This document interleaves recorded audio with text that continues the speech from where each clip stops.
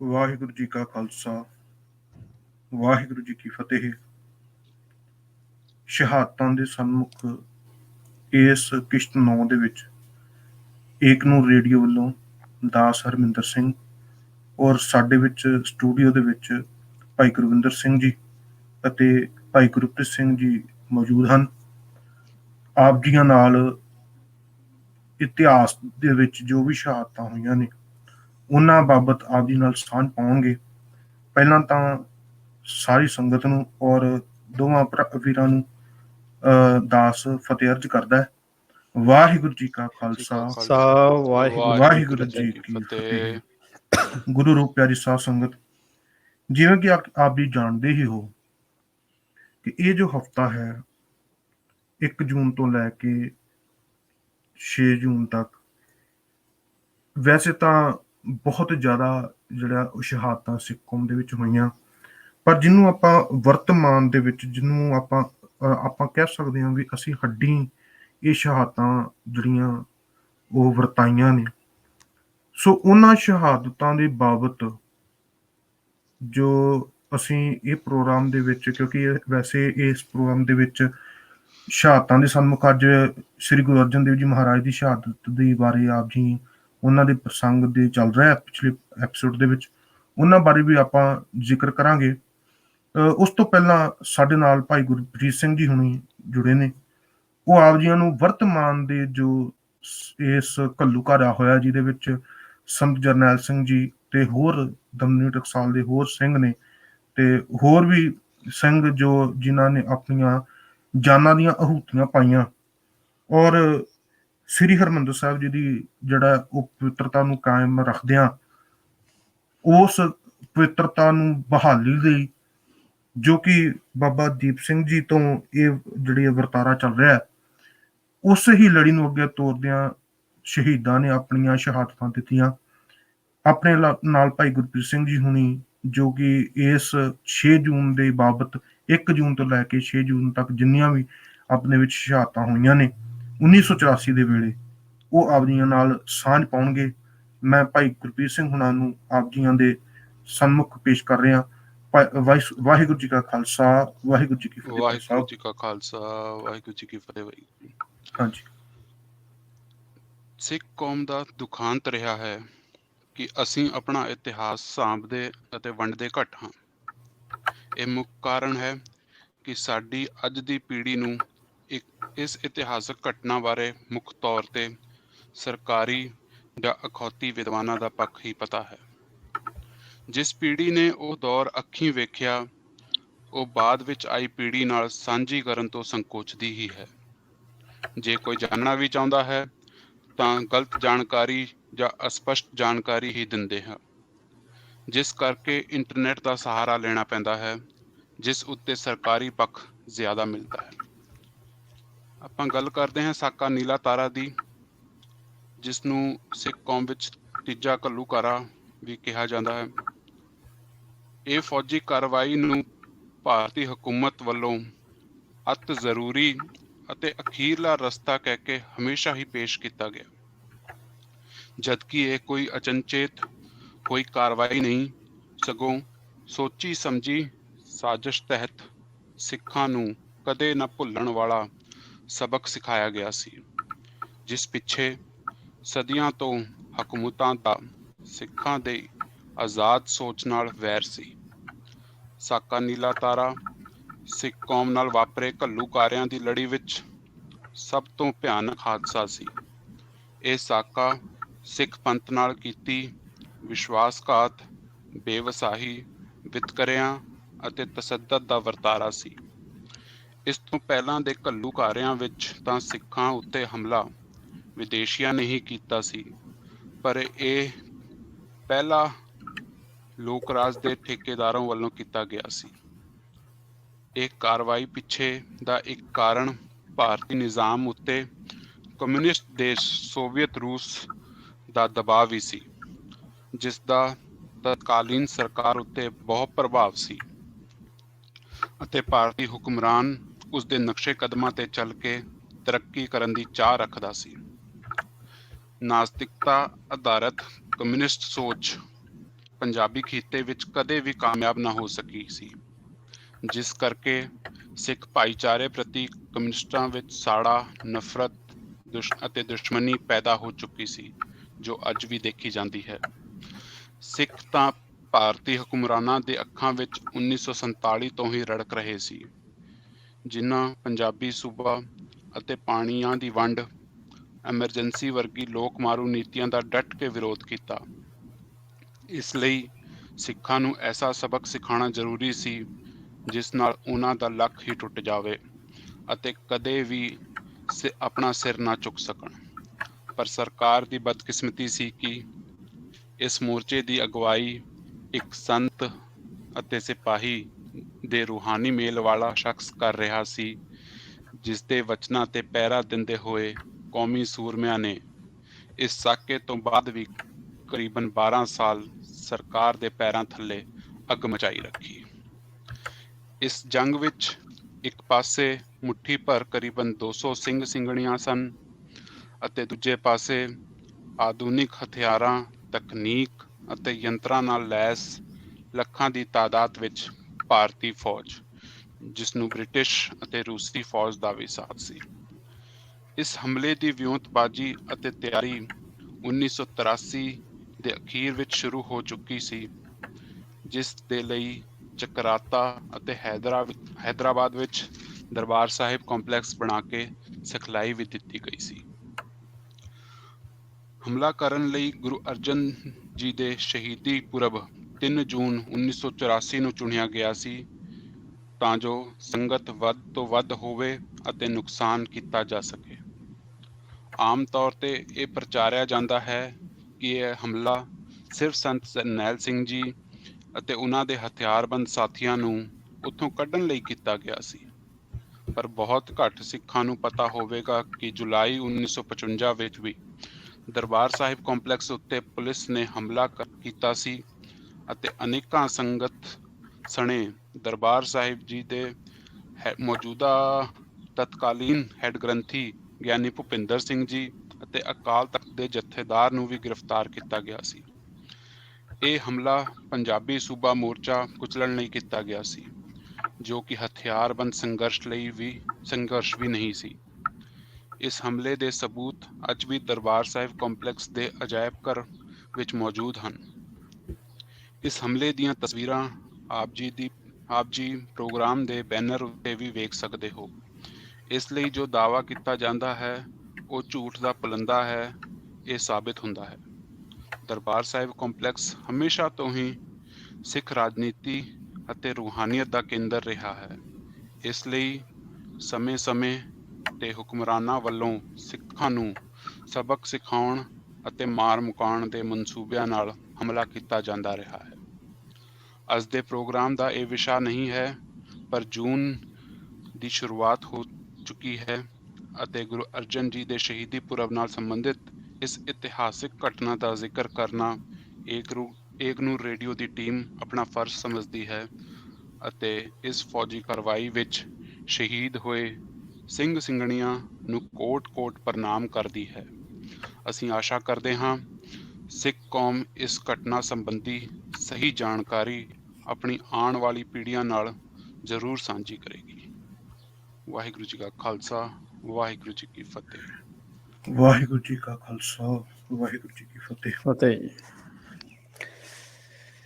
ਤਨ ਦੇ ਰੋਂਗਟੇ ਖੜੇ ਹੋ ਜਾਂਦੇ ਸਾਧ ਸੰਗਤ ਜਦੋਂ ਇੱਕ ਛੋਟੇ ਜਿਹੇ ਲਾਲ, ਜਿਹੜਾ ਕਿ ਹਜੇ ਮਾਂ ਦਾ ਦੁੱਧ ਚੁੰਘਦਾ ਲਾਲ ਹੈ, ਤੇ ਇੱਕ ਫੌਜੀ ਕਹਿੰਦਾ ਹੈ ਕਿ ਉਹ ਨਿਆਣਾ ਹਜੇ ਬੈਠਾ ਹੈ, ਇਹ ਹਜੇ ਨਿਆਣਾ ਬਹੁਤ ਛੋਟਾ ਹੈ ਤੇ ਇਹਦੀ ਮਾਂ ਜਿਹੜੀ ਹੈ ਮਰ ਚੁੱਕੀ ਹੋਈ ਹੈ, ਤੇ ਇਹਦਾ ਕੀ ਕਰੀਏ। ਤੇ ਦੂਜਾ ਫੌਜੀ ਆ ਕੇ ਉਸ ਬੱਚੇ ਨੂੰ ਲੱਤ ਤੋਂ ਫੜਦਾ ਤੇ ਜ਼ੋਰ ਨਾਲ ਕੰਧ 'ਚ ਮਾਰਦਾ ਤੇ ਮੁੱਖੋਂ ਇਹ ਬੋਲਦਾ ਵੀ ਇਹ ਵੀ ਜਿਹੜਾ ਵੱਡਾ ਹੋ ਕੇ ਅੱਤਵਾਦੀ ਬਣੇਗਾ, ਸੋ ਇਹਨੂੰ ਜੰਮਦੇ ਨੂੰ ਮਾਰ ਦਿੱਤਾ ਜਾਵੇ ਤੇ ਵਧੀਆ ਰਹੇਗਾ। ਸੋ ਅਸੀਂ ਇਸ ਅੱਖਾਂ ਨਮ ਕਰ ਦੇਣ ਵਾਲੀਆਂ ਸ਼ਹਾਦਤਾਂ ਦੇ ਅਸੀਂ ਸਨਮੁਖ ਬੈਠ ਕੇ ਆਪਣੇ ਹਿਰਦੇ ਵਿੱਚ ਝਾਤ ਮਾਰੀਏ ਕਿ ਅਸੀਂ ਆਪਣੇ ਆਪ ਤੋਂ ਕਿੰਨਾ ਕੁ ਜ਼ਿਆਦਾ ਐਕਸਪੈਕਟ ਕਰਦੇ ਹਾਂ, ਕਿ ਅਸੀਂ ਸ਼ਹੀਦਾਂ ਨੂੰ ਕਿੰਨਾ ਕੁ ਯਾਦ ਕਰਦੇ ਹਾਂ। ਸ਼ਹੀਦਾਂ ਨੂੰ ਯਾਦ ਕਰਨਾ ਹੀ ਜਿਹੜਾ ਹੈ ਉਹ ਸਾਡੇ ਲਈ ਬਹੁਤ ਵੱਡੀ ਗੱਲ ਹੈ। ਪਰ ਅੱਜ ਕੱਲ ਦੇ ਜਿਹੜੇ ਯੂਥ ਨੇ, ਉਹ ਸ਼ਹੀਦਾਂ ਨੂੰ ਯਾਦ ਤਾਂ ਕੀ ਕਰਨਾ ਹੈ, ਸਗੋਂ ਸ਼ਹੀਦਾਂ ਨੂੰ ਜਿਹੜਾ ਉਹ ਸ਼ਰਧਾਂਜਲੀ ਵੀ ਦੇਣੀ ਉਹ ਮੁਨਾਸਿਬ ਨਹੀਂ ਸਮਝਦੇ।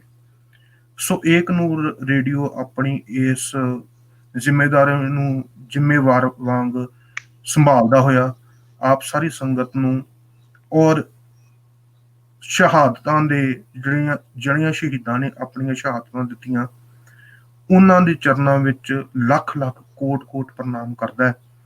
ਔਰ ਗੁਰੂ ਸਾਹਿਬ ਬਖਸ਼ਿਸ਼ ਕਰਨ ਕਿ ਅੱਗੇ ਤੋਂ ਏਦਾਂ ਕਦੀ ਨਾ ਸਾਨੂੰ ਦੇਖਣਾ ਪਵੇ ਵੀ ਕਿਤੇ ਅਕਾਲ ਤਖਤ ਦੇ ਉੱਤੇ ਤੋਪਾਂ ਚਾੜੀਆਂ ਜਾ ਰਹੀਆਂ, ਬੱਚਿਆਂ ਨੂੰ ਮਾਰਿਆ ਜਾ ਰਿਹਾ, ਬੱਚਿਆਂ ਨੂੰ ਸ਼ਹੀਦ ਕੀਤਾ ਜਾ ਰਿਹਾ, ਮਾਵਾਂ ਭੈਣਾਂ ਦੀਆਂ ਇੱਜ਼ਤਾਂ ਤਾਰ-ਤਾਰ ਕੀਤੀਆਂ ਜਾ ਰਹੀਆਂ, ਮਾਵਾਂ ਭੈਣਾਂ ਦੀਆਂ ਇੱਜ਼ਤਾਂ ਉਹਨਾਂ ਦੇ ਭਰਾਵਾਂ ਦੇ ਸਾਹਮਣੇ, ਉਹਨਾਂ ਦੇ ਪਿਓਆਂ ਦੇ ਸਾਹਮਣੇ ਜਿਹੜਾ ਉਹ ਤਾਰ-ਤਾਰ ਕੀਤੀਆਂ ਜਾ ਰਹੀਆਂ। ਦਾਸ ਜੀ ਤਾਂ ਰੋਂਗਟੇ ਵੀ ਜਿਹੜੇ ਉਹ ਖੜੇ ਹੋ ਚੁੱਕੇ ਨੇ, ਕਿਉਂਕਿ ਹਜੇ ਅਸੀਂ ਗੱਲਬਾਤ ਕਰ ਰਹੇ ਹਾਂ, ਹਜੇ ਅਸੀਂ ਵਿਚਾਰ ਕਰ ਰਹੇ ਹਾਂ। ਸੋ ਇਹਨਾਂ ਸ਼ਹਾਦਤਾਂ ਦੀ ਜੜ ਕਿੱਥੇ ਲੱਗੀ, ਇਹਨਾਂ ਸ਼ਹਾਦਤਾਂ ਦੀ ਨੂੰ ਕਿਹੜੇ ਗੁਰੂ ਸਾਹਿਬ ਨੇ ਜਿਹੜਾ ਉਹ ਸ਼ਹਾਦਤ ਦੇਣ ਦੀ ਰੰਗਤ ਦਿੱਤੀ, ਉਹਨਾਂ ਬਾਰੇ ਆਪਾਂ ਜਿਹੜਾ ਉਹ ਇਸ ਪ੍ਰੋਗਰਾਮ ਨੂੰ ਕਰ ਰਹੇ ਹਾਂ, ਜਿਨ੍ਹਾਂ ਦਾ ਨਾਮ ਹੈ ਧੰਨ ਧੰਨ ਸਾਹਿਬ ਸ੍ਰੀ ਗੁਰੂ ਅਰਜਨ ਦੇਵ ਜੀ ਮਹਾਰਾਜ। ਜਿਨ੍ਹਾਂ ਦੀ ਸ਼ਹਾਦਤ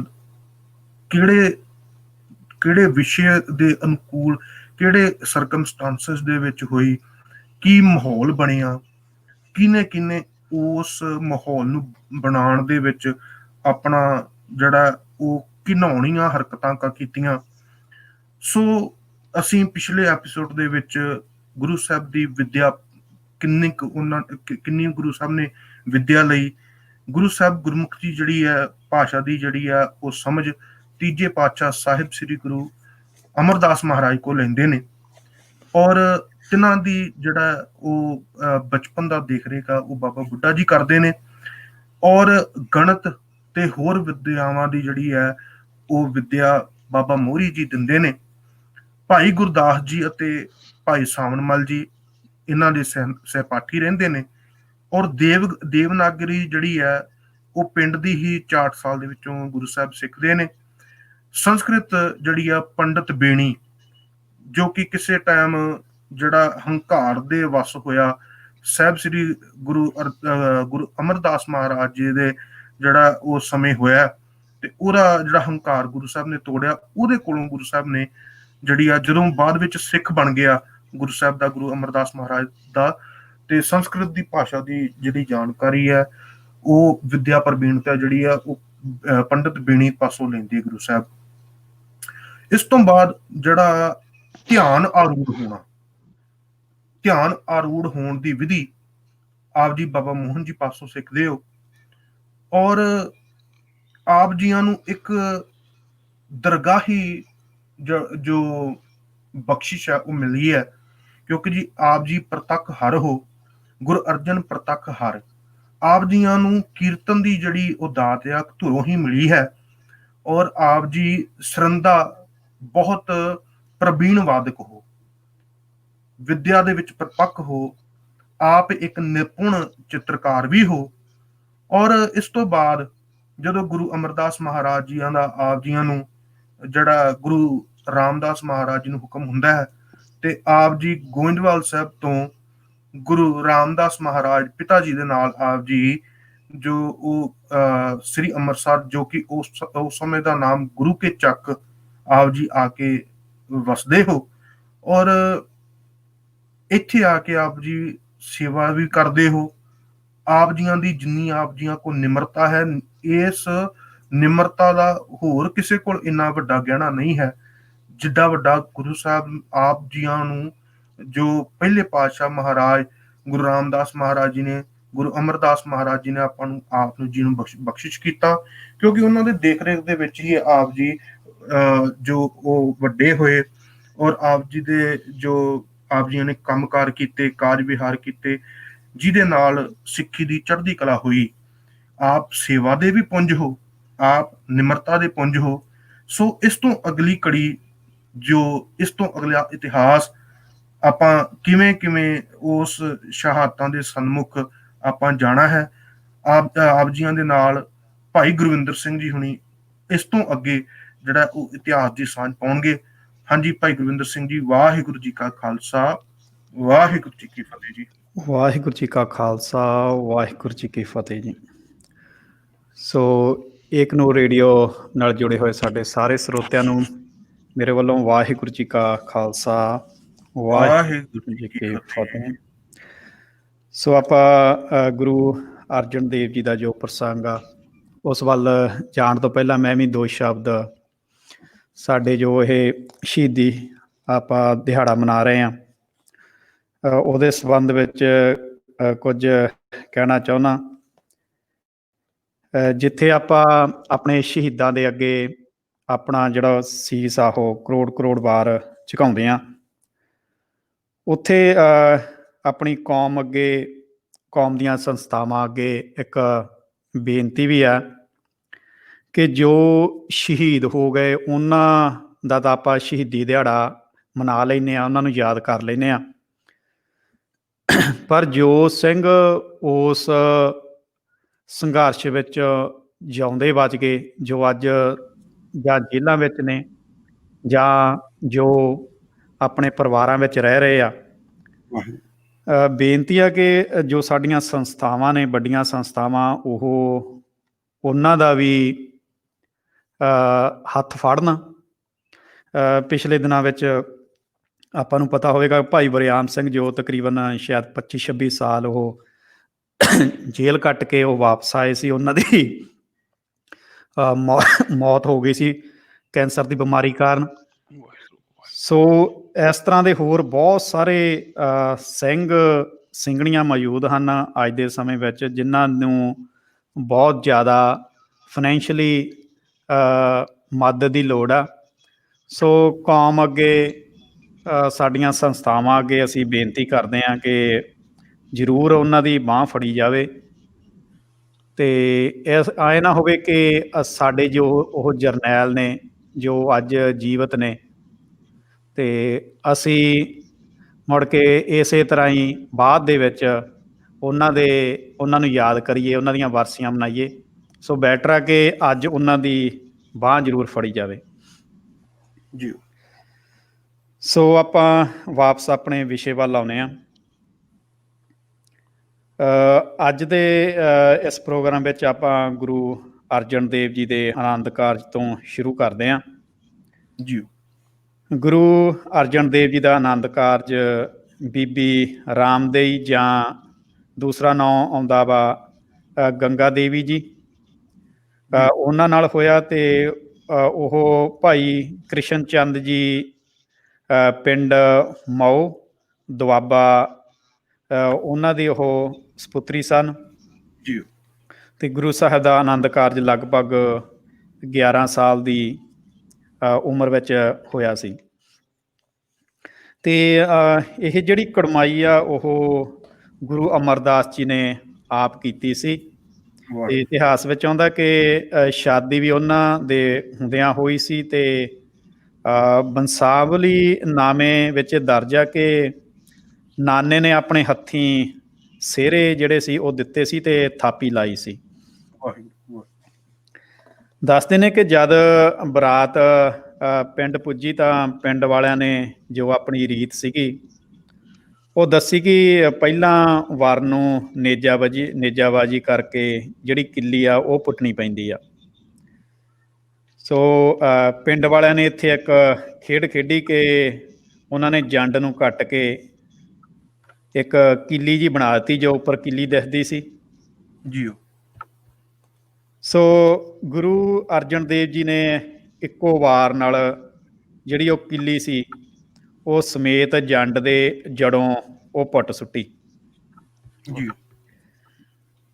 ਸੋ ਜੋ ਦੇਖਣ ਵਾਲੇ ਸੀ ਉੱਥੇ, ਉਹ ਇਹ ਕੌਤਕ ਨੂੰ ਦੇਖ ਕੇ ਸਾਰੇ ਹੈਰਾਨ ਹੋ ਗਏ ਕਿ ਇਹ ਕੀ ਹੋ ਗਿਆ, ਰਾਈਟ। ਜੀ ਜੋੜੀ ਬਾਰੇ ਲਿਖਿਆ ਕਿ ਜੋੜੀ ਬਹੁਤ ਸੁੰਦਰ ਸੀ ਉਸ ਸਮੇਂ, ਅਨੁਪਮ ਬਣੀ ਸੀ ਕਹਿੰਦੇ ਇਹ ਜੋੜੀ। ਵਾਹ ਜੀ। ਗੁਰੂ ਸਾਹਿਬ ਦੀ ਉਹ ਸ਼ਾਦੀ ਮੌਕੇ ਸਾਰੇ ਪਾਸੇ ਜਿਹੜਾ ਉਤਸ਼ਾਹ ਸੀ ਉਹ ਵੀ ਦੇਖਣ ਯੋਗ ਸੀਗਾ।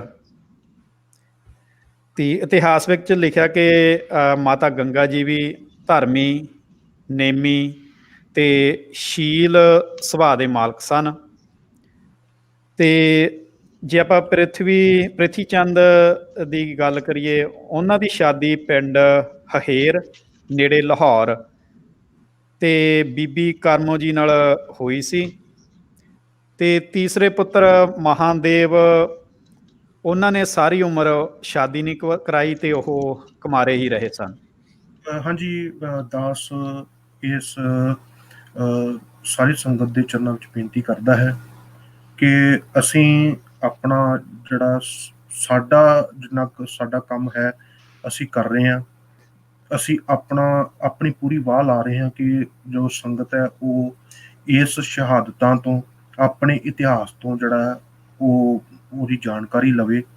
ਪਰ ਆਪ ਜੀਆਂ ਦਾ ਵੀ ਕੁਝ ਫਰਜ਼ ਬਣਦਾ ਹੈ ਕਿ ਆਪ ਜੀ ਇਸ ਪ੍ਰੋਗਰਾਮ ਨੂੰ ਵੱਧ ਤੋਂ ਵੱਧ ਸ਼ੇਅਰ ਕਰੋ, ਆਪਣੇ WhatsApp ਗਰੁੱਪਾਂ ਦੇ ਵਿੱਚ ਜਿਹੜਾ ਉਹਨੂੰ ਸੈਂਡ ਕਰੋ, ਤੇ ਔਰ ਹਰ ਇੱਕ Facebook ਤੇ ਹਰ ਇੱਕ ਪੇਜ ਦੇ ਉੱਤੇ ਆਪ ਜੀ ਸ਼ੇਅਰ ਕਰੋ।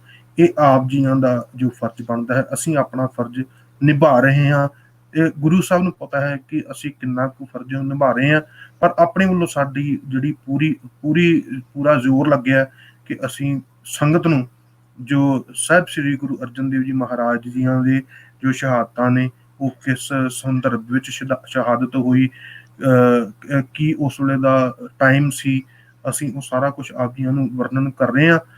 ਤੇ ਹੋ ਸਕਦਾ ਵੀ ਸਾਡੇ ਵਰਣਨ ਦੇ ਵਿੱਚ ਕੁਝ ਗਲਤੀਆਂ ਵੀ ਹੋਣ, ਉਹਦੀ ਵੀ ਅਸੀਂ ਮਾਫੀ ਮੰਗਦੇ ਹਾਂ। ਪਰ ਆਪ ਜੀਆਂ ਵੀ ਜੋ ਸਾਨੂੰ ਪੂਰਾ ਸਹਿਯੋਗ ਦਿਓ, ਇਸ ਪ੍ਰੋਗਰਾਮ ਨੂੰ ਵੱਧ ਤੋਂ ਵੱਧ ਸ਼ੇਅਰ ਕਰੋ। ਹਾਂਜੀ ਭਾਈ ਗੁਰਵਿੰਦਰ ਸਿੰਘ ਜੀ, ਮਾਫ ਕਰਿਓ ਮੈਂ ਤੁਹਾਨੂੰ ਆਪ ਜੀਆਂ ਨੂੰ ਡਿਸਟਰਬ ਕੀਤਾ ਜੀ। ਨਹੀਂ, ਸੋ ਜਦੋਂ ਆਪਾਂ ਆਪਣੇ ਇਤਿਹਾਸ ਤੇ ਨਿਗਾਹ ਮਾਰਦੇ ਹਾਂ ਤਾਂ ਸਾਨੂੰ ਇਹ ਸਮਝ ਪੈਂਦੀ ਆ ਕਿ ਗੁਰੂ ਅਰਜਨ ਦੇਵ ਜੀ ਦੇ ਜੋ ਲਾਹੌਰ ਜਾਣ ਦੀ ਗੱਲ ਹੈਗੀ ਆ, ਸੋ ਸਾਨੂੰ ਇਹ ਸਮਝਣਾ ਪਵੇਗਾ ਤੇ ਇਹ ਕਹਿਣਾ ਪਵੇਗਾ ਕਿ ਉਹ ਇੱਕ ਪ੍ਰੀਖਿਆ ਦੀ ਘੜੀ ਸੀ ਜੀ ਗੁਰੂ ਸਾਹਿਬ ਲਈ। ਤੇ ਗੁਰਗੱਦੀ ਜਿਹੜੀ ਹੈਗੀ ਆ ਉਹ ਸੌਂਪਣ ਦੀ ਜ਼ਿੰਮੇਵਾਰੀ ਲੈਣ ਦਾ ਇੱਕ ਨਿਰਣਾ ਵੀ ਸੀ ਉਹ ਜੀ। ਤੇ ਇੱਥੇ ਇੱਕ ਹੋਰ ਗੱਲ ਆਪਾਂ ਕਹਿ ਸਕਦੇ ਹਾਂ ਕਿ ਇਹ ਪਰਚਾ ਪਾਉਣ ਵਾਲੇ ਦੀ ਮਰਜ਼ੀ ਹੁੰਦੀ ਆ ਕਿ ਉਹ ਪਰਚਾ ਔਖਾ ਪਾਵੇ ਜਾਂ ਸੌਖਾ ਪਾਵੇ ਜੀ। ਇੱਥੇ ਜੇ ਪਰਚਾ ਦੇਖਣ ਨੂੰ ਸੌਖਾ ਲੱਗਦਾ ਕਿ ਸਿਰਫ ਲਾਹੌਰ ਜਾਣ ਦੀ ਗੱਲ ਆ, ਜੀ ਕਈ ਇਹ ਕਹਿ ਦਿੰਦੇ ਆ ਕਿ ਇਹੋ ਜਿਹਾ ਹੀ ਪਰਚਾ, ਪਰ ਜੇ ਅੱਗੇ ਦੇਖੀਏ ਤਾਂ ਜਿਹੜੀ ਘਾਲ ਸੀਗੀ ਉਹ ਬਹੁਤ ਕਰੜੀ ਸੀਗੀ ਜੀ ਜੀ। ਤੇ ਦੂਸਰੇ ਬੰਨੇ ਜੇ ਆਪਾਂ ਅੰਮ੍ਰਿਤ ਛਕਾਉਣ ਵੇਲੇ ਦੇਖੀਏ ਤਾਂ ਪਰਚਾ ਉਸ ਸਮੇਂ ਉਹ ਕਠਨ ਸੀਗਾ। ਜੀ ਤੇ ਪਰ ਜਿਹੜੀ ਘਾਲ ਸੀਗੀ ਉਹ ਉੱਥੇ ਉਹ ਸਹਿਜ ਵਾਲੀ ਸੀ। ਜੀ ਬਿਲਕੁਲ। ਇੱਥੇ ਕੋਈ ਲਾਹੌਰ ਜਾ ਕੇ ਸ਼ਾਦੀ 'ਚ ਜਾਣ ਦੀ ਗੱਲ ਨਹੀਂ ਸੀ ਹੋ ਰਹੀ। ਇਹ ਦੇਖਿਆ ਜਾ ਰਿਹਾ ਸੀ ਕਿ ਗੁਰੂ ਦਾ ਹੁਕਮ ਸਿਰ ਮੱਥੇ ਕੌਣ ਮੰਨਦਾ। ਜੀ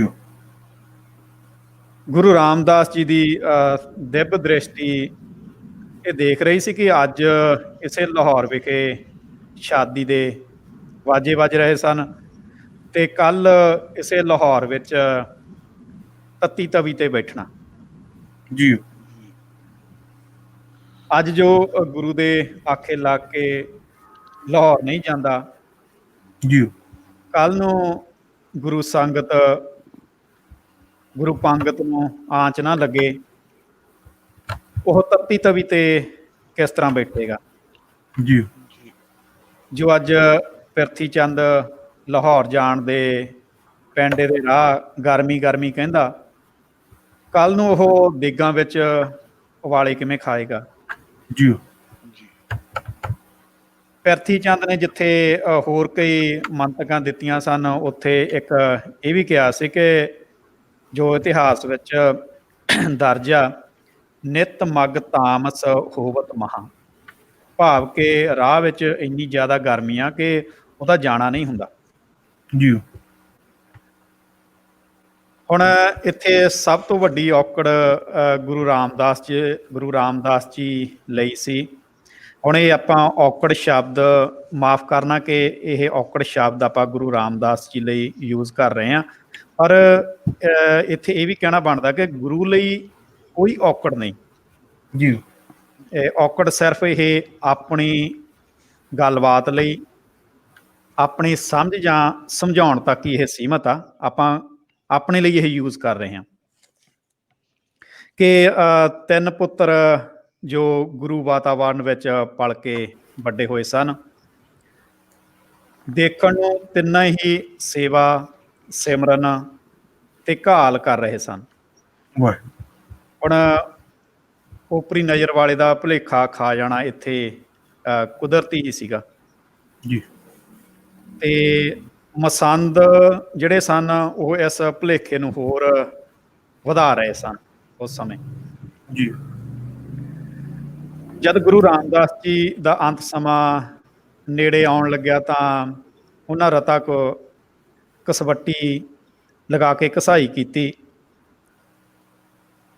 ਤਾਂ ਤਿੰਨਾਂ ਦੇ ਸੁਭਾਅ ਅਨੁਸਾਰ ਜਿਹੜੇ ਕਰਮ ਸੀਗੇ ਉਹ ਬਣੇ ਹੋਏ ਸੀ, ਉਹ ਸਾਹਮਣੇ ਆ ਗਏ। ਜੀ ਤੇ ਸਿਰਫ ਗੁਰੂ ਅਰਜਨ ਦੇਵ ਜੀ ਹੀ ਉਸ ਜਿਹੜੀ ਉਹਨਾਂ ਨੇ ਕਸਵੱਟੀ ਲਾਈ ਸੀ ਉਹਨੂੰ ਉਹ ਸਹਾਰ ਸਕੇ। ਗੁਰੂ ਰਾਮਦਾਸ ਜੀ ਭਾਈ ਸਾਹਿਬ, ਆਵਾਜ਼ ਆ ਰਹੀ ਹੈ ਜੀ? ਹਾਂਜੀ ਬਿਲਕੁਲ ਜੀ ਆ ਰਹੀ। ਹਾਂਜੀ ਹਾਂਜੀ ਆ ਰਹੀ ਬਾਤ। ਗੁਰੂ ਰਾਮਦਾਸ ਜੀ ਨੇ ਤਿੰਨਾਂ ਪੁੱਤਰਾਂ ਨੂੰ ਇੱਕ ਪਰਚਾ ਪਾ ਦਿੱਤਾ।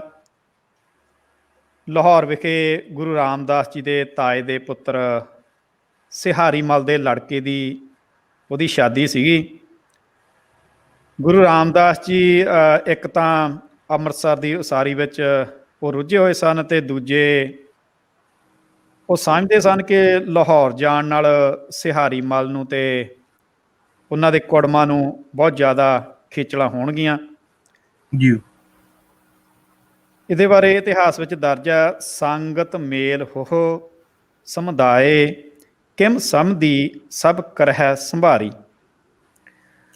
ਤੇ ਤੀਜੇ ਜੋ ਸੰਗਤਾਂ ਸ਼੍ਰੀ ਅੰਮ੍ਰਿਤਸਰ ਸਾਹਿਬ ਦਰਸ਼ਨ ਨੂੰ ਆਉਣਗੀਆਂ, ਉਹਨਾਂ ਨੂੰ ਵੀ ਖੇਚਲਾਂ ਹੋਣਗੀਆਂ, ਕਿਉਂਕਿ ਗੁਰਦਰਸ਼ਨ ਲਈ ਲਾਹੌਰ ਮੁੜ ਕੇ ਉਹ ਵਾਪਸ ਜਾਣਗੀਆਂ। ਸੋ ਮਜਬੂਰੀ ਸੁਣ ਕੇ ਸਿਹਾਰੀ ਮਲ ਨੇ ਕਿਹਾ ਕਿ ਆਪਣੇ ਗੁਰੂ ਪੁੱਤਰਾਂ ਉਹਨਾਂ ਨੂੰ ਹੀ ਭੇਜ ਦਿਓ ਮੇਰੇ ਉੱਥੇ ਵਿਆਹ ਤੇ। ਜੀ ਆਪ ਜੀ ਨੇ ਪਹਿਲਾਂ ਪ੍ਰਿਥੀ ਚੰਦ ਨੂੰ ਨੇੜੇ ਦੇ ਰਿਸ਼ਤੇ ਦੀ ਸ਼ਾਦੀ ਹੈ ਕਿ ਤੁਸੀਂ ਜਾਓ, ਇਹ ਉਹਨਾਂ ਨੇ ਪ੍ਰਿਥੀ ਚੰਦ ਨੂੰ ਪਰਚਾ ਪਾ ਦਿੱਤਾ। ਤੇ ਬਾਬਾ ਪ੍ਰਿਥੀ ਚੰਦ ਜੋ ਚਤੁਰਬੁੱਧੀ ਦਾ ਮਾਲਕ ਸੀ, ਉਸਨੇ ਆਪਣਾ ਹਿਸਾਬ ਕਿਤਾਬ ਲਗਾਇਆ ਕਿ ਗੁਰੂ ਰਾਮਦਾਸ ਜੀ ਦਾ ਜੋਤ ਸਮਾਉਣ ਦਾ ਜਿਹੜਾ ਸਮਾਂ ਉਹ ਨੇੜੇ ਆ ਰਿਹਾ, ਕਿਉਂਕਿ ਗੁਰੂ ਅਮਰਦਾਸ ਜੀ ਦੀ ਬਖਸ਼ੀ ਉਮਰ ਦੇ ਜਿਹੜੇ ਸਾਲ ਸੀ ਉਹ ਮੁੱਕਣ ਵਾਲੇ ਸਨ, ਜੋ ਆਪਾਂ ਪਿਛਲੇ ਐਪੀਸੋਡ ਵਿੱਚ ਵੀ ਇਸ ਦਾ ਜ਼ਿਕਰ ਕੀਤਾ ਸੀ। ਜੀ ਸੋ ਉਸਨੇ ਇਹ ਜਾਣਿਆ ਕਿ ਗੁਰੂ ਜੀ ਨੇ ਉਹਨੂੰ ਵੱਖ ਕਰਨ ਦੀ ਜਿਹੜੀ ਵਿਉਂਤ ਉਹ ਬਣਾਈ ਆ।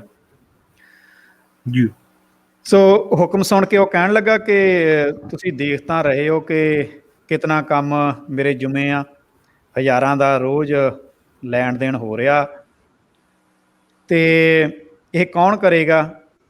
ਕਹਿੰਦਾ ਜਰਾ ਭਰ ਵੀ ਮੈਨੂੰ ਵੇਲ ਨਹੀਂ ਇਹਨਾਂ ਕੰਮਾਂ ਵਿੱਚੋਂ। ਇਸ ਦੇ ਬਾਰੇ ਇਤਿਹਾਸ ਵਿੱਚ ਜੋ ਸ਼ਬਦ ਨੇ ਉਹ ਦਰਜ ਨੇ। ਆਪ ਬਿਲੋਕਤ ਹੋ ਸਤ ਸਮੇਂ, ਜੀ ਰਹਿਤ ਕਾਜ ਜਿਸ ਵਿਦ ਕੋ ਹਮੈ, ਦੇਨ ਲੇਨ ਨਿਤ ਹਜ਼ਾਰਨ, ਇੱਕ ਆਵਤ ਇੱਕ ਕਰਤ ਪਧਾਰਨ। ਜੀ ਸੋ ਗੁਰੂ ਅਮਰਦਾਸ ਜੀ ਨੇ ਕਿਹਾ ਕਿ ਕੋਈ ਗੱਲ ਨਹੀਂ, ਕੰਮ ਕੋਈ ਹੋਰ ਸੰਭਾਲ ਲਵੇਗਾ। ਫਿਰ ਪਿਰਥੀ ਚੰਦ ਬੋਲ ਉੱਠਿਆ, ਪਿਤਾ ਜੀ ਆਪ ਜੀ ਨੂੰ ਤਾਂ ਕੁਝ ਪਤਾ ਨਹੀਂ, ਤੁਸੀਂ ਤਾਂ ਬੇਪਰਵਾਹ ਹੋ, ਤੁਹਾਨੂੰ ਵਾਧ ਘਾਟ ਨਾਲ ਕੁਝ ਨਹੀਂ ਆ। ਜੀ ਫਿਰ ਅੱਗੇ ਕਹਿੰਦਾ ਕਿ ਫਿਰ ਰਾਹ ਦੀ ਇਤਨੀ ਗਰਮੀ ਆ ਕਿ ਮੇਰਾ ਜਾਣਾ ਨਹੀਂ ਹੋਣਾ। ਜੀ ਹੋਰ ਵਿਆਹ ਸ਼ਾਦੀ ਤੇ ਸ਼ੋਰ ਸ਼ਰਾਬਾ ਬਹੁਤ ਹੁੰਦਾ, ਮੈਂ ਤਾਂ ਕਹਿੰਦਾ ਵੀ ਸ਼ਾਂਤੀ ਚਾਹੁੰਦਾ। ਜੀ ਸੋ ਇਹਦੇ ਬਾਰੇ ਇਤਿਹਾਸ ਵਿੱਚ ਬਚਨ ਆਉਂਦੇ ਆ, ਮਹਾ ਕੁਲਾਹਲ ਬੀਚ ਬਰਾਤ, ਮੋਹੇ ਸੁਹਾਇਨ ਰਹਿ ਚਿਤ ਸ਼ਾਂਤ। ਜੀ ਗੁਰੂ ਰਾਮਦਾਸ ਜੀ ਉਹ ਜਾਣੀ ਜਾਣ ਸਨ, ਮੁਸਕਰਾ ਕੇ ਉਹ ਚੁੱਪ ਕਰ ਗਏ। ਪ੍ਰੀਖਿਆਕਾਰ ਨੇ ਪਰਖ ਲਿਆ ਕਿ ਸੇਵਾ ਰਾਹੀਂ ਨਿਮਰਤਾ ਉਪਜਣੀ ਚਾਹੀਦੀ ਸੀ, ਪਰ ਉਸ ਦੀ ਥਾਂ ਤਾਂ ਹੰਕਾਰ ਨੇ ਲੈ ਲਈ ਆ। ਜੀ ਪਿਰਥੀ ਚੰਦ ਗੱਲ ਵਿੱਚ ਆਪਣੀ ਹਸਤੀ ਤੇ ਆਪਣੀ ਜਿਹੜੀ ਹੋਂਦ ਸੀ ਉਹ ਜਤਾ ਰਿਹਾ ਸੀ। ਫਲ ਤਾਂ ਜਿਹੜਾ ਹੈਗਾ ਉਹ ਨਿਮਰਤਾ ਨੂੰ ਹੀ ਲੱਗਣਾ ਸੀ। ਜੀ ਸੇਵਾ ਕਰਕੇ ਉਹ ਹੱਕ ਜਤਲਾਉਂਦੇ ਸਨ। ਬਾਬਾ ਬੁੱਢਾ ਜੀ ਨੇ ਵੀ ਇੱਕ ਵਾਰ ਪ੍ਰੀਤੀ ਚੰਦ ਨੂੰ ਆਖਿਆ ਸੀ ਕਿ ਪ੍ਰੀਤੀ ਚੰਦ, ਬਿਨਾਂ ਨਿਮਰਤਾ ਦੇ ਸੇਵਾ ਸ਼ੋਭਾ ਨਹੀਂ ਪਾਉਂਦੀ। ਜੀ ਸੇਵਾ ਕਾਹਦੀ, ਤੂੰ ਤਾਂ ਹੰਕਾਰੀ ਹੋ ਰਿਹਾ ਦਿਨੋਂ ਦਿਨ। ਇਹਦੇ ਬਾਰੇ ਬਚਨ ਆਉਂਦੇ ਆ, ਬਿਨਾਂ ਨਿਮਰਤਾ ਹੋਏ ਨਾ ਸੇਵਾ, ਵਾਹਿਗੁਰੂ ਸੇਵਾ ਕਹਾਂ ਮਹਾ ਅਹਮ ਮੇਵਾ। ਵਾਹਿਗੁਰੂ ਸੋ ਗੁਰੂ ਰਾਮਦਾਸ ਜੀ ਵੀ ਪਿਰਥੀ ਚੰਦ ਨੂੰ ਜੋ ਸਮਝਾਉਂਦੇ ਰਹੇ ਸਨ, ਉਸ ਬਾਰੇ ਵੀ ਇਤਿਹਾਸ ਵਿੱਚ ਦਰਜ ਆ। ਉਹ ਵੀ ਆਪਾਂ ਆਪਣੇ ਸਰੋਤਿਆਂ ਨਾਲ, ਸੰਗਤਾਂ ਨਾਲ ਸਾਂਝਾ ਕਰਦੇ ਹਾਂ। ਸ਼ਰਧਾ ਸਭ ਕੀ ਮੂਲ ਮਨਾਹੀ, ਅੰਕੁਰ ਪ੍ਰੇਮ ਹੋਤ ਸੁਖਦਾਈ,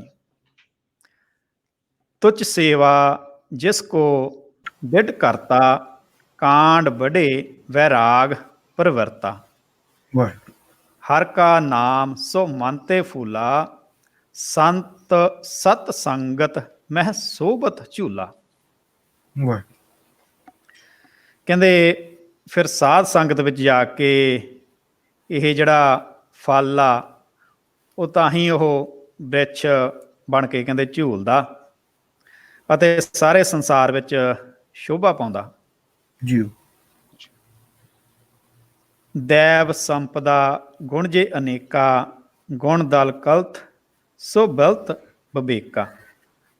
ਅੱਗੇ ਆਉਂਦਾ, ਆਤਮ ਗਿਆਨ ਲੱਗਿਓ ਫਲ ਸੁੰਦਰ, ਅਤ ਆਨੰਦ ਰਸ ਜਿਸ ਕੇ ਅੰਦਰ, ਕੋਟ ਕਲਪਤਰ ਹੋਤ ਨ ਪੁੱਤਰ ਪੱਤਰ, ਪ੍ਰਭੂ ਕਿਰਪਾ ਤੇ ਲਹਿ ਸੋ ਅੰਤਰ। ਵਾਹਿਗੁਰੂ ਕਹਿੰਦੇ ਇਸ ਘਣਸ਼ਾਵੇਂ ਦਰਖਤ ਦੀ ਛਾਂ ਮਾਣਨ ਕਰਕੇ ਹੀ ਫਿਰ ਆਤਮ ਗਿਆਨ ਦਾ ਜਿਹੜਾ ਸੁੰਦਰ ਫਲ ਆ ਉਹ ਲੱਗਦਾ ਅਤੇ ਆਤਮ ਗਿਆਨੀ ਨੂੰ ਅਤ ਆਨੰਦ ਰਸ ਮਿਲਦਾ। ਵਾਹ ਕਰੋੜਾਂ ਕਹਿੰਦੇ ਕਲਪ ਬ੍ਰਿਸ਼ ਜੋ ਮਨ ਇੱਛੇ ਫਲ ਦੇਣ ਵਾਲੇ ਆਖੇ ਜਾਂਦੇ ਆ, ਉਹ ਇਸ ਦੇ ਤਿਲ ਨਹੀਂ ਹੋ ਸਕਦੇ। ਇਹ ਸਭ ਪ੍ਰਭੂ ਦੀ ਮਿਹਰ ਸਦਕਾ ਹੈ, ਪ੍ਰਭੂ ਕਿਰਪਾ ਤੇ ਲਹਿ ਸੋ ਅੰਤਰ। ਹੁਣ ਜਿਹੜਾ ਪ੍ਰਿਥੀ ਚੰਦ ਆ, ਨਿਮਰਤਾ ਦੀ ਥਾਂ ਉਹ ਤਾਂ ਈਰਖਾ, ਚੁਗਲੀ, ਵਕੀਲੀ, ਨਿੰਦਾ, ਉਹ ਹੱਕ ਦੀ ਜਿਹੜੀ ਗੱਲ ਆ ਉਹ ਕਰਦੇ ਸਨ।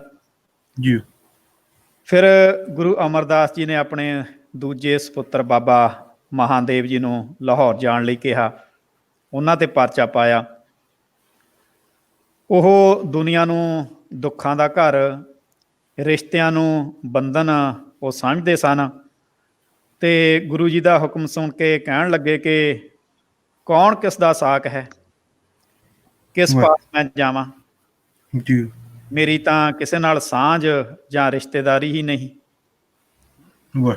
ਨਾ ਹੀ ਮੈਂ ਰਿਸ਼ਤੇ ਮੰਨਦਾ ਹਾਂ ਤੇ ਨਾ ਹੀ ਅੱਗੋਂ ਬਣਾਉਣਾ ਚਾਹੁੰਦਾ ਹਾਂ।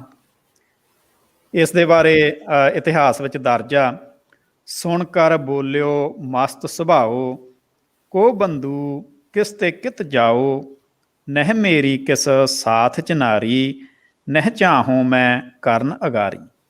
ਵਾਹ। ਫਿਰ ਮਹਾਦੇਵ ਜੀ ਉਹ ਉਪਦੇਸ਼ ਦਾਤਾ ਉਹ ਬਣ ਕੇ ਬਹਿ ਗਏ ਤੇ ਗੁਰੂ ਸਾਹਿਬ ਨੂੰ ਉਪਦੇਸ਼ ਕਰਨ ਲੱਗ ਪਏ। ਤੇ ਗੁਰੂ ਰਾਮਦਾਸ ਜੀ ਨੂੰ ਕਹਿਣ ਲੱਗੇ ਕਿ ਦੁਨੀਆ ਵਿੱਚ ਸੰਬੰਧੀਆਂ ਦੀ ਕੀ ਹਾਲਤ ਹੈ, ਸਾਰੇ ਹੀ ਆਪਣੀ ਕਹਿੰਦੇ ਗਰਜ ਕੱਢਦੇ ਆ। ਵਾਹ। ਕਹਿੰਦੇ ਅੱਜ ਅਮੀਰ ਰਿਸ਼ਤੇਦਾਰ ਦੀ ਸ਼ਾਦੀ ਆ ਤਾਂ ਸਾਰਿਆਂ ਨੂੰ ਯਾਦਾਂ ਆ ਗਈਆਂ। ਕਿਆ ਸੰਬੰਧ ਕੀ ਗਤ ਹੈ, ਆਪਣੋ ਹਿਤ ਸਭ ਹੇਰਤ ਰਹਿ, ਦਰਬਹੀਨ ਭਿਖ ਹੋਰ ਨਾ ਨੇਰੇ, ਧਨੀ ਪੁਰਸ਼ ਕੇ ਬਨਹਿ ਕਨੇਰੇ। ਵਾਹ। ਤੇ ਫਿਰ ਪਿਰਥੀ ਚੰਦ ਵਾਂਗ ਹੀ ਉਹ ਖਿੱਚ ਕੇ ਕਹਿੰਦੇ ਮੇਰੇ ਕੋਲੋਂ ਉੱਥੇ ਨਹੀਂ ਜਾਇਆ ਜਾਂਦਾ। ਕਹਿੰਦੇ ਇਹ ਸਭ ਵਿਖਾਵਾ ਹੈ, ਵਿਅਰਥ ਹੈ, ਜੀ ਜਾਣ ਦਾ ਉਦਮ ਕਰਨਾ ਹੀ ਕਹਿੰਦੇ ਫਜ਼ੂਲ ਆ। ਜੀ ਮੈਂ ਤੇ ਨਹਿ ਤਹਿ ਜਾਹੋਂ ਜਾਏ, ਆਵਨ ਜਾਵਨ ਸ਼ਰਮ ਕੋ ਪਾਏ। ਗੁਰੂ ਰਾਮਦਾਸ ਜੀ ਉਹਨਾਂ ਨੇ ਫਿਰ ਮੁਸਕਰਾ ਦਿੱਤਾ ਤੇ ਉਹਨਾਂ ਦੇਖ ਲਿਆ ਕਿ ਐਸੇ ਅੰਟਕ ਸੁਭਾਅ ਵਾਲਾ ਦੂਜੇ ਦੇ ਦੁੱਖ ਸੁੱਖ ਦਾ ਕਿਵੇਂ ਭਾਈਵਾਲ ਹੋ ਸਕਦਾ। ਜੀ ਗ੍ਰਹਿਸਤੀ ਨੇ ਤਾਂ ਨਿੱਤ ਅਗਵਾਈ ਲੈਣੀ ਆ। ਜੀ ਤੇ ਮਹਾਦੇਵ ਵਰਗਾ ਸੰਗਤ ਦੀ ਜਿਹੜੀ ਅਗਵਾਈ ਆ ਉਹ ਕਿਵੇਂ ਕਰ ਸਕਦਾ। ਜੀ ਜਦ ਕੋਲ ਬੁਲਾ ਕੇ ਗੁਰੂ ਰਾਮਦਾਸ ਜੀ ਨੇ ਗੁਰੂ ਅਰਜਨ ਦੇਵ ਜੀ ਨੂੰ ਲਾਹੌਰ ਜਾਣ ਦਾ ਹੁਕਮ ਕੀਤਾ ਤਾਂ ਗੁਰੂ ਅਰਜਨ ਦੇਵ ਜੀ ਨੇ ਨਾ ਸਿਰਫ ਸਿਰ ਮੱਥੇ ਮੰਨਿਆ, ਸਗੋਂ ਹੱਥ ਜੋੜ ਕੇ ਜੋ ਭਾਵਪੂਰਤ ਸ਼ਬਦ ਕਹੇ। ਅਸਲ ਵਿੱਚ ਉਹ ਹੀ ਪ੍ਰੀਖਿਆ ਦਾ ਸਿੱਟਾ ਸੀ ਤੇ ਆਉਣ ਵਾਲੇ ਕੱਲ੍ਹ ਦਾ ਸੂਚਕ ਸਨ ਉਹ। ਵਾਹਿਗੁਰੂ। ਗੁਰੂ ਅਰਜਨ ਦੇਵ ਜੀ ਨੇ ਕਿਹਾ ਕਿ ਇਹ ਤਾਂ ਪਿਤਾ ਜੀ ਤੁਸੀਂ ਮੈਨੂੰ ਸੁਹਾਵਣੇ ਕਾਰਜ ਲਈ ਤੋਰ ਰਹੇ ਹੋ, ਜਿੱਥੇ ਕਹਿੰਦੇ ਵੀ ਨਿਰੀ ਖੁਸ਼ੀ ਹੀ ਖੁਸ਼ੀ ਆ, ਵਾਹ। ਜਿੱਥੇ ਜਾਣ ਵਿੱਚ ਜਿੰਦ ਖਤਰੇ ਵਿੱਚ ਪਵੇ ਬੇਸ਼ੱਕ ਉੱਥੇ ਜਾਣ ਦੀ ਵੀ ਤੁਸੀਂ ਮੈਨੂੰ ਆਗਿਆ ਕਰੋ। ਤੇ ਕਹਿੰਦੇ ਉੱਥੇ ਜਾਣ ਵਿੱਚ ਵੀ ਪਿਤਾ ਜੀ ਦੇਰੀ ਨਹੀਂ ਲਾਵਾਂਗਾ ਮੈਂ। ਵਾਹਿਗੁਰੂ। ਕਹਿੰਦੇ ਮੈਂ ਪ੍ਰਾਣ ਦੇ ਕੇ ਵੀ ਉੱਥੇ ਜਾਣ ਤੋਂ ਨਹੀਂ ਝਿਜਕਾਂਗਾ। ਅਸਲ ਵਿੱਚ ਹੁਣ ਗੱਲ ਹੀ ਪ੍ਰਾਣ ਦੇਣ, ਸ਼ਹਾਦਤ, ਦੇਗ ਵਿੱਚ ਉਬਾਲੇ ਤੇ ਤੱਤੀ ਤਵੀ ਦੀ ਇਹ ਹੋ ਰਹੀ ਸੀ। ਜੀ ਇਸ ਬਾਰੇ ਜੋ ਗੱਲਬਾਤ ਹੋਈ ਉਸ ਬਾਰੇ ਇਤਿਹਾਸ ਵਿੱਚ ਜੋ ਦਰਜ ਆ ਉਹ ਆਪਾਂ ਸਾਂਝਾ ਕਰਦੇ ਹਾਂ। ਜੀ ਪਿਤਾ ਗੁਰ ਕੇ ਸੁਣ ਪਰਮਾਨੇ, ਵਾਹ। ਹਾਥ ਜੋਰ ਕਰ ਬਾਕ ਬਖਾਨੇ, ਇਹ ਤੋ ਸੁਗਮ ਕਾਜ ਮਹਿ ਮੋਹੇ, ਫਟਹੁ ਆਪ ਜਹ ਆਨੰਦ ਹੋਏ, ਵਾਹ। ਜਾਵਨ ਮਹਿ ਜੀਵਨ ਸੰਸੈ, ਤਹ ਆਇਸ ਮੁਝ ਦੇਹੋ ਨਿਸੰਸੈ, ਦੇਰ ਨਾ ਕਰੋ ਪਿਤਾ ਜੀ ਉਹਾਂ, ਪ੍ਰਾਨ ਦਿਓ ਮੈਂ ਤੂਰਨ ਤਾਹਾਂ। ਵਾਹ। ਗੁਰੂ ਰਾਮਦਾਸ ਜੀ ਨੇ, ਗੁਰੂ ਰਾਮਦਾਸ ਜੀ ਦੇ ਨੇਤਰਾਂ ਵਿੱਚ ਜਿਹੜੇ ਸੀ ਉਹ ਖੁਸ਼ੀ ਦੇ ਉਹ ਹੰਝੂ ਆ ਜਾਂਦੇ ਆ। ਉਸ ਵੇਲੇ ਕਹਿ ਦਿੱਤਾ ਕਿ ਇਹ ਸਰਲ ਸੁਭਾਅ ਵਾਲਾ ਹੈ। ਜੀ ਇਹੀ ਪੰਡ ਜਿਹੜੀ ਹੈਗੀ ਆ ਉਹ ਉਠਾਉਣਯੋਗ ਹੋਵੇਗਾ। ਇਹ ਹੀ ਵੱਡੀ ਤੋਂ ਵੱਡੀ ਕੁਰਬਾਨੀ ਦੇਣ ਵਾਲਾ ਹੋਵੇਗਾ ਤੇ ਕੁਰਬਾਨੀ ਤੋਂ ਨਹੀਂ ਝਿਜਕੇਗਾ।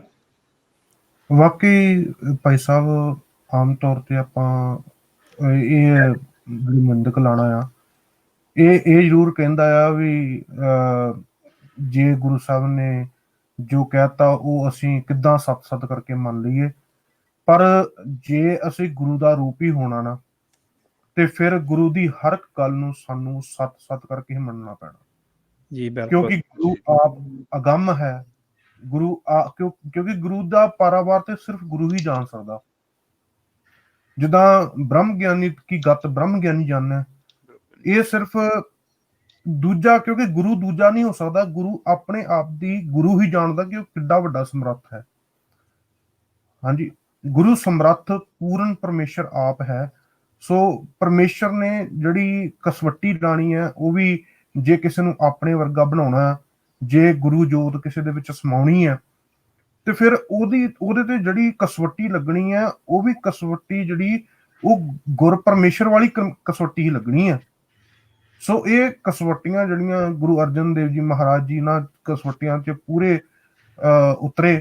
ਕਿਉਂਕਿ ਪੂਰੇ ਕਿਉਂ ਨਾ ਉਤਰਨ, ਕਿਉਂਕਿ ਜਨਮਤ ਗੁਰਮਤ ਬ੍ਰਹਮ ਪਛਾਣੀ, ਵੀ ਉਹਨਾਂ ਨੇ ਜਿਹੜਾ ਉਹ ਆਪਣੇ ਜਨਮ ਤੋਂ ਹੀ ਜਿਹੜਾ ਉਹ ਬ੍ਰਹਮ ਦੀ ਪਛਾਣ ਕਰ ਲਈ ਸੀ।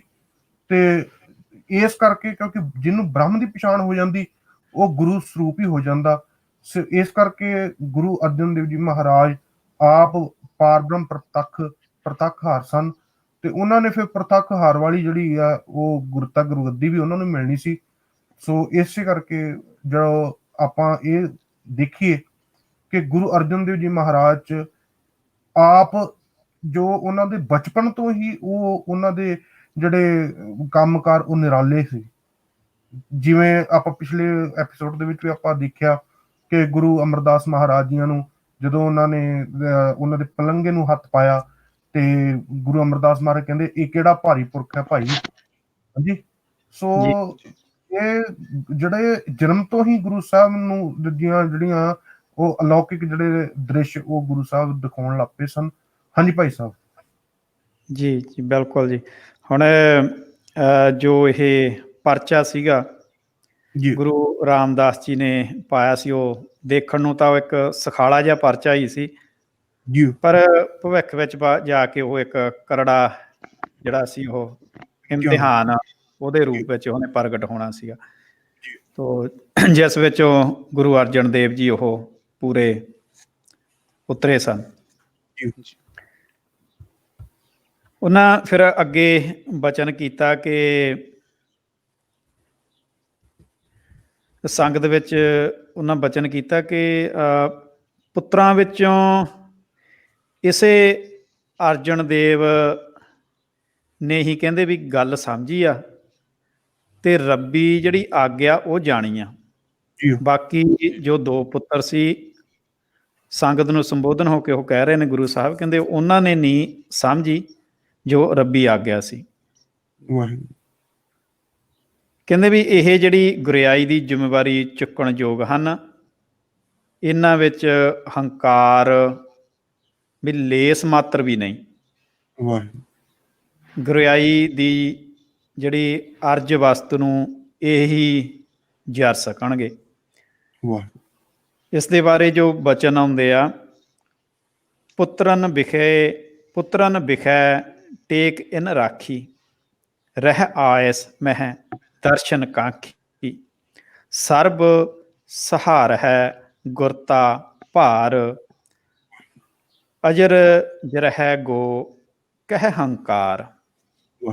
ਕਹਿੰਦੇ ਹੰਕਾਰ ਹੈ ਹੀ ਨਹੀਂ। ਸੋ ਜਦ ਬਾਬਾ ਬੁੱਢਾ ਜੀ ਕੋਲੋਂ ਰਾਏ ਪੁੱਛੀ ਤਾਂ ਉਹਨਾਂ ਵੀ ਇਹੀ ਬਚਨ ਕੀਤੇ ਕਿ ਗੁਰੂ ਅਰਜਨ ਜੀ ਸੁਸ਼ੀਲ ਤੇ ਸੱਚਮੁੱਚ ਸਲਾਹਣਯੋਗ ਹਨ। ਹੰਕਾਰ ਉਹ ਕਹਿੰਦੇ ਵੀ ਇਹਨਾਂ ਦੇ ਨੇੜੇ ਤੇੜੇ ਨਹੀਂ ਆਇਆ ਕਦੇ। ਇਹਨਾਂ ਵਰਗਾ ਸੇਵਾ ਦਾ ਪੁੰਜ ਵੀ ਹੋਰ ਕੋਈ ਨਹੀਂ ਦੇਖਿਆ ਜਿਸ ਨੇ ਗੁਰੂ ਦੇ ਹੁਕਮ ਵਿੱਚ ਨਿਵਾਸ ਹੀ ਕਰ ਲਿਆ ਹੋਵੇ।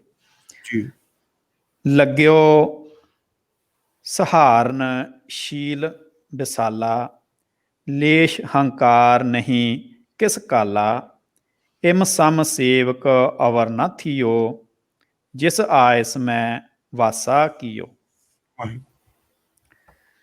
ਫਿਰ ਸੰਗਤ ਨੇ ਵੀ ਖੁਸ਼ੀ ਮਨਾਈ ਤੇ ਕਿਹਾ ਕਿ ਗੁਰੂ ਅਰਜਨ ਦੇਵ ਜੀ ਨੂੰ ਗੁਰਗੱਦੀ ਦੀ ਜ਼ਿੰਮੇਵਾਰੀ ਦੇਣ ਨਾਲ ਇੰਝ ਉਹ ਕਹਿੰਦੇ ਪ੍ਰਤੀਤ ਹੋ ਰਿਹਾ ਕਿ ਜਿਵੇਂ ਕਲਪ ਬ੍ਰਿਖ ਆ ਜਿਹੜਾ ਉਹ ਘਰ ਵਿੱਚ ਹੀ ਪੈਦਾ ਹੋ ਗਿਆ ਹੋਵੇ।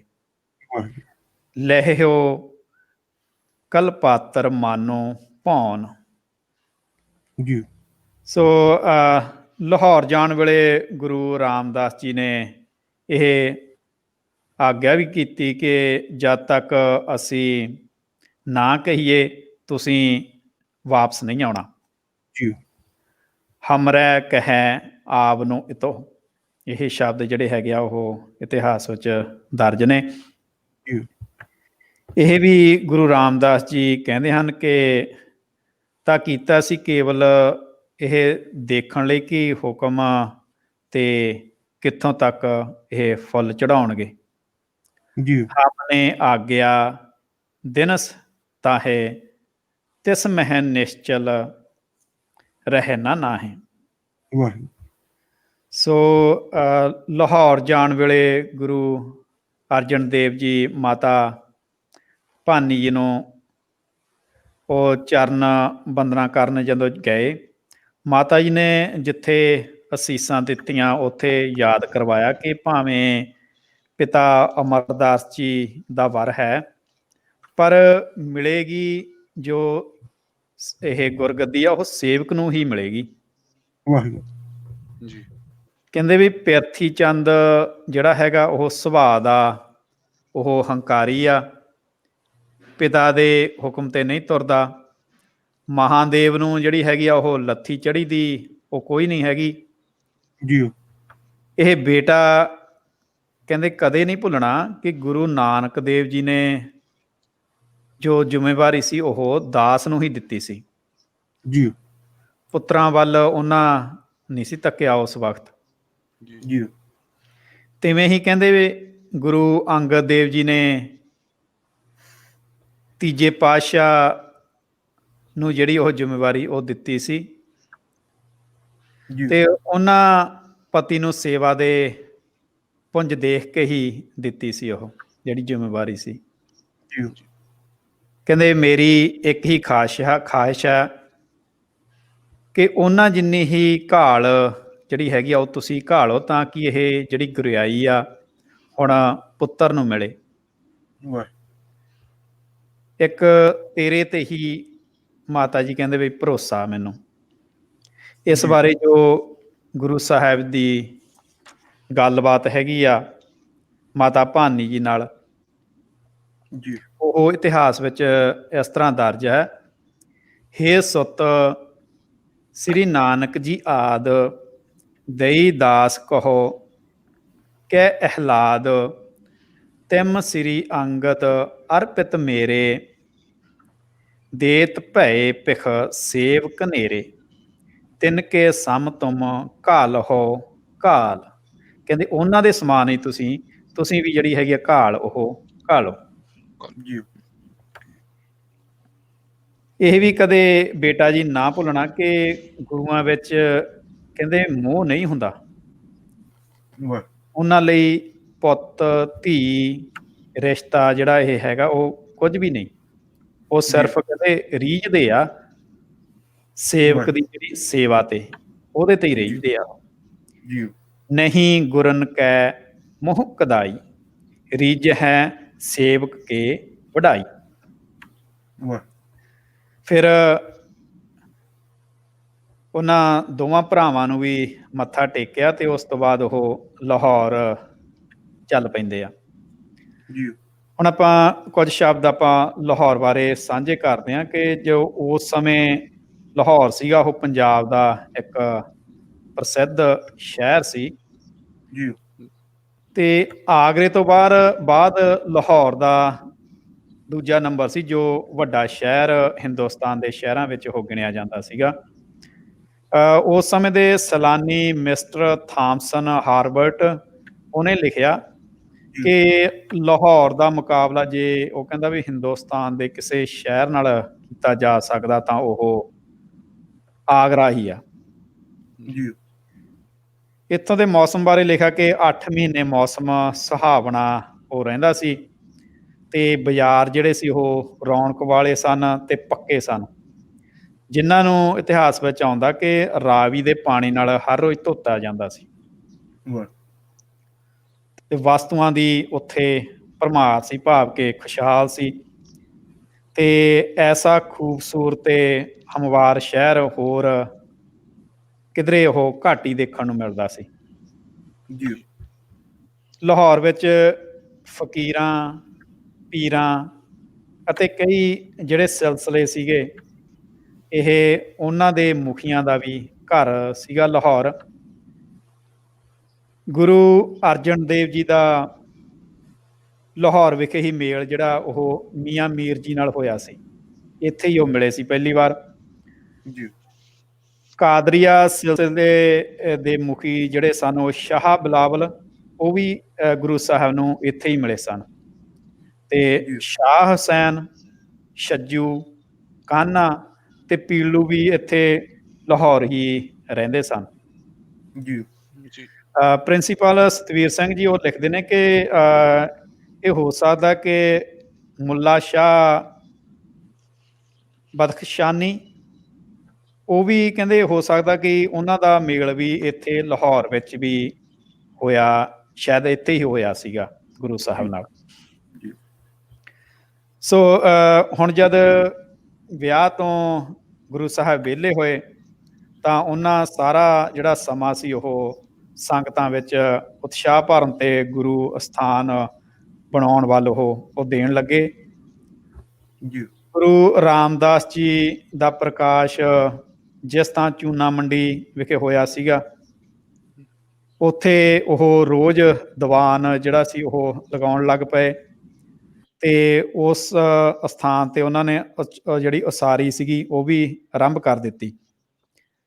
ਤੇ ਬਾਕੀ ਜੋ ਸਮਾਂ ਮਿਲਦਾ ਸੀ ਉਹ ਭਗਤਾਂ, ਫਕੀਰਾਂ, ਪੀਰਾਂ ਤੇ ਪੁੱਜੇ ਹੋਏ ਜਿਹੜੇ ਉਹ ਪੁਰਸ਼ ਸੀ ਉਸ ਸਮੇਂ ਦੇ, ਉਹਨਾਂ ਨਾਲ ਉਹ ਗੁਜ਼ਾਰਦੇ ਸਨ।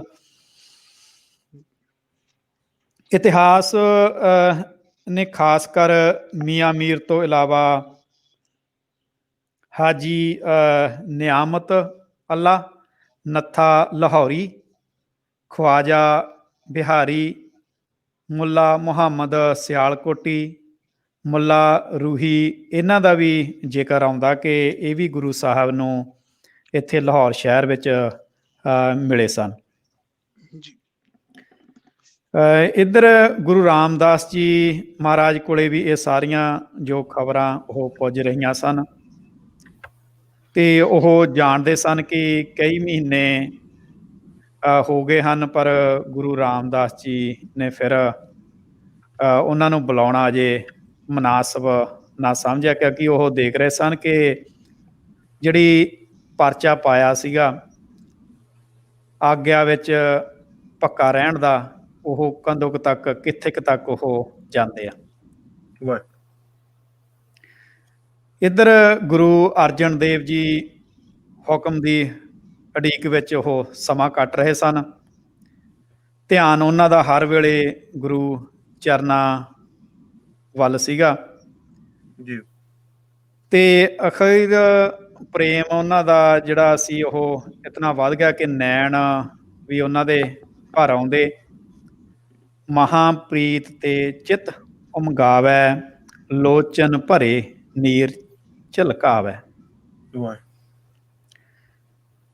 ਪਰ ਉਹ ਕਹਿੰਦੇ ਕੁਝ ਨਹੀਂ ਸਨ ਕਿ ਮਤਾ ਗੁਰੂ ਸਾਹਿਬ ਦਾ ਜਿਹੜਾ ਹੁਕਮ ਹੈ, ਹਮਰੈ ਕਹਿ ਆਪ ਨੂੰ, ਇਹ ਜੋ ਸ਼ਬਦ ਗੁਰੂ ਸਾਹਿਬ ਨੇ ਕਹੇ ਸਨ ਕਿ ਉਹਨਾਂ ਦੀ ਕਿਤੇ ਉਹ ਉਲੰਘਣਾ ਨਾ ਕਰ ਦੇਣ। ਵਾਹ ਜਦ ਗੁਰੂ ਦਰਸ਼ਨਾਂ ਦੀ ਤਾਂਘ ਹੱਦਾਂ ਬੰਨੇ ਟੱਪਣ ਲੱਗੀ ਤਾਂ ਆਪ ਜੀ ਨੇ ਇੱਕ ਚਾਤਰਕ ਦੀ ਤਸਵੀਰ ਇੱਕ ਕਾਗਜ਼ ਤੇ ਬਣਾ ਕੇ ਅੰਮ੍ਰਿਤਸਰ ਗੁਰੂ ਸਾਹਿਬ ਨੂੰ ਭੇਜੀ। ਗੁਰੂ ਰਾਮਦਾਸ ਜੀ ਨੇ ਉੱਤਰ ਵਜੋਂ ਜੋ ਜਿਹੜੇ ਬੱਦਲ ਸੀਗੇ, ਉਹ ਮੇਘ ਸੀਗੇ, ਉਹ ਬਣਾ ਕੇ ਉਹ ਵਾਪਸ ਭੇਜ ਦਿੱਤੀ। ਵਾਹ ਗੁਰੂ ਅਰਜਨ ਦੇਵ ਜੀ ਉਹ ਜਾਣ ਗਏ ਕਿ ਜਦ ਗੁਰੂ ਮੇਘ ਬਣਾ ਕੇ ਮੇਘ ਦਾ ਬਾਣ ਉਹ ਛੱਡੇਗਾ ਤਾਂ ਜਿਹੜੀ ਚਾਤਰਕ ਨੂੰ ਉਹ ਸਮਾਤੀ ਜਿਹੜੀ ਬੂੰਦ ਆ ਉਹ ਫਿਰ ਮਿਲੇਗੀ। ਉਹਨਾਂ ਨੇ ਸਮਝ ਲਿਆ ਕਿ ਹਜੇ ਹੋਰ ਉਡੀਕਣ ਦਾ ਜਿਹੜਾ ਇਸ਼ਾਰਾ ਸੀ ਉਹ ਗੁਰੂ ਸਾਹਿਬ ਵੱਲੋਂ ਕੀਤਾ ਗਿਆ ਸੀਗਾ। ਕੀਤਾ ਗਿਆ ਜੀ। ਸ੍ਰੀ ਅਰਜਨ ਲਾਹੌਰ ਤੇ ਚਾਤਰਕ ਕੀ ਤਸਵੀਰ, ਪ੍ਰਗਟ ਕਰਨ ਆਪਣੀ ਦਸ਼ਾ ਭੇਜੀ ਸਤਿਗੁਰ ਤੀਰ।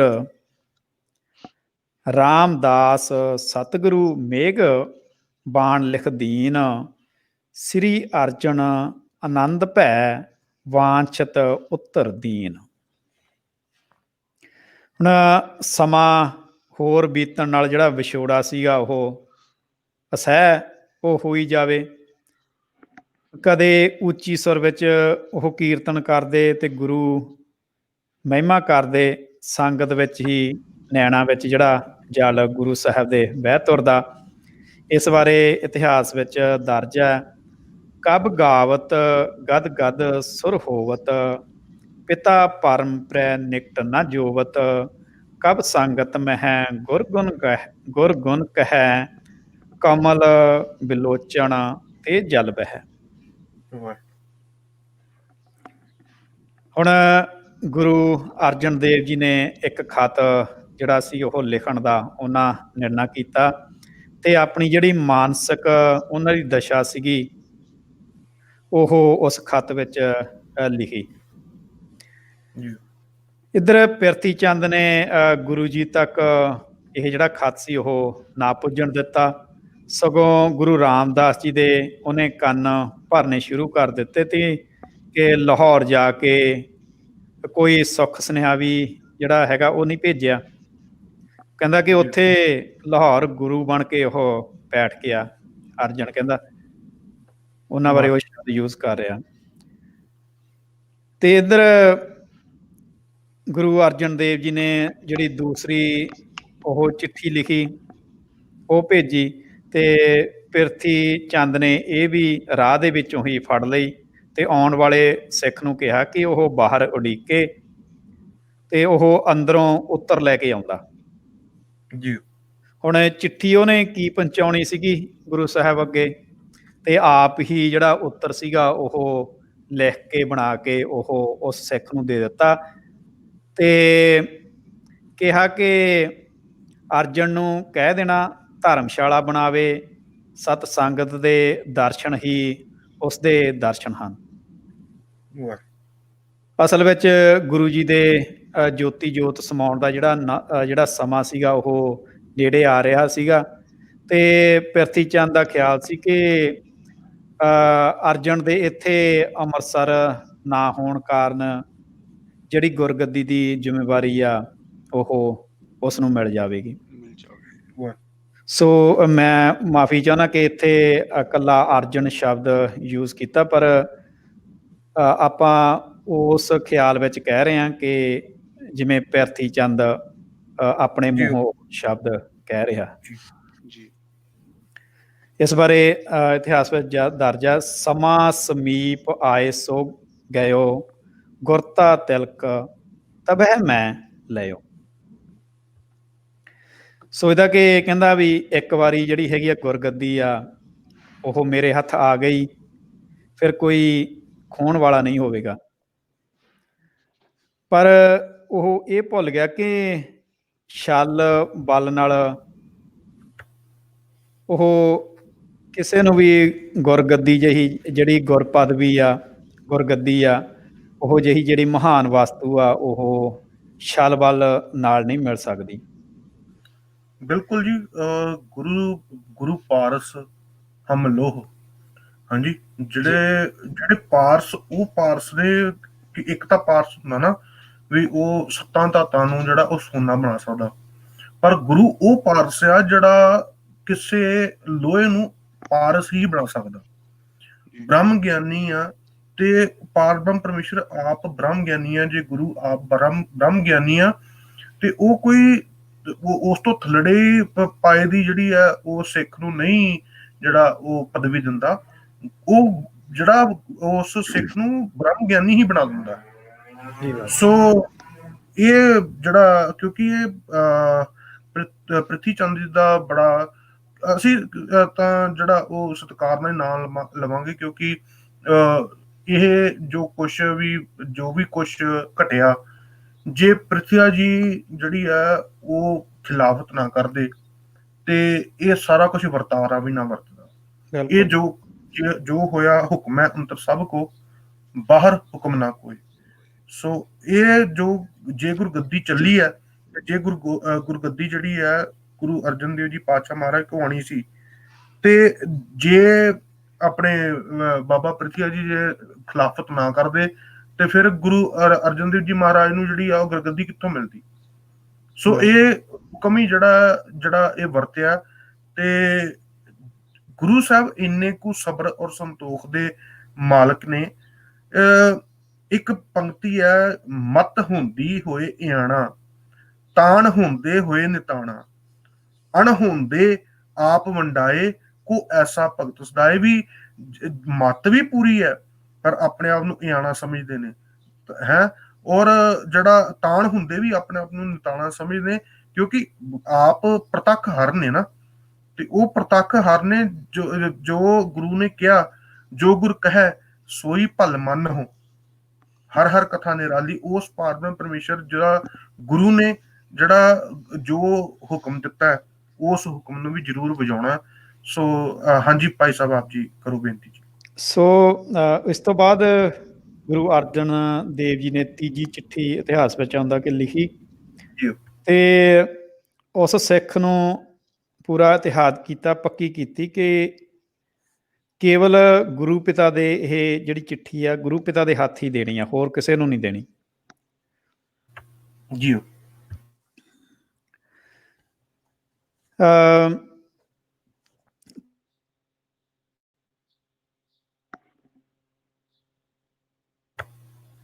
ਹੈਲੋ, ਹਾਂਜੀ ਗੁਰਪਿਆਰੀ ਸਾਧ ਸੰਗਤ। ਸੋ ਇਹ ਜੋ ਅਸੀਂ ਸ਼ਬਦ ਦੀ ਜਿਹੜੀ ਗੱਲ ਭਾਈ ਸਾਹਿਬ ਗੱਲ ਕਰ ਰਹੇ ਨੇ, ਉਸ ਸ਼ਬਦ ਦੇ ਬਾਬਤ ਜਿਹੜੀ ਪਹਿਲੀਆਂ ਦੋ ਚਿੱਠੀਆਂ ਨੇ, ਉਸ ਦੀ ਬਾਬਤ ਜਿਹੜੀ ਗੁਰੂ ਸਾਹਿਬ ਗੁਰੂ ਅਰਜਨ ਦੇਵ ਜੀ ਮਹਾਰਾਜ ਜੋ ਪਹਿਲੀ ਚਿੱਠੀ ਵਿੱਚ ਜੋ ਲਿਖਦੇ ਨੇ ਕਿ ਮੈਨੂੰ ਕਲਯੁਗ ਜਿਹੜਾ ਬਹੁਤ ਭਾਸ ਰਿਹਾ, ਇੱਕ ਘੜੀ ਨਾ ਮਿਲਤੇ ਤਾਂ ਕਲਯੁਗ ਹੋਤਾ।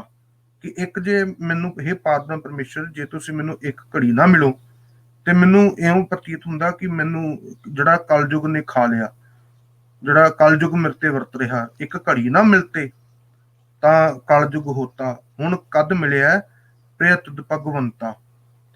ਮਹਿ ਰੈਣ ਨਾ ਵਿਹਾਵੈ, ਨੀਂਦ ਨਾ ਆਵੈ, ਬਿਨ ਦੇਖੇ ਗੁਰਦਰ ਬਾਰੇ ਜੀਓ।